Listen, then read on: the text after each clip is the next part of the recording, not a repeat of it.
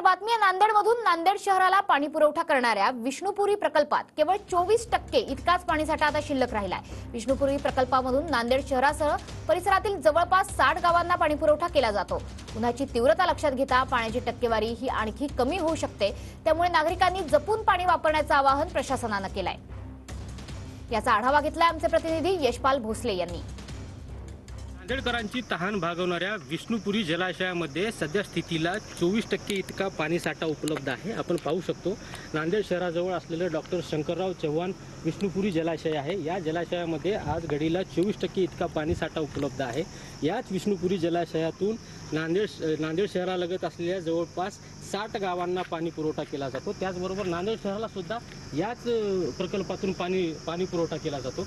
नांदेडमध्ये गेल्या काही महिन्यापासून भीषण पाण्याची टंचाई निर्माण झालेली आहे। नांदेड शहरामध्ये जवळपास 7 ते 8 दिवसाआड पाणी पुरवठा होत आहे।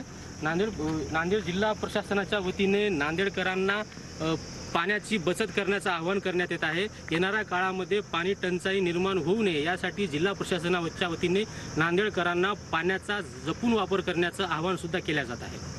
यशपाल भोसले, TV9 मराठी, नांदेड।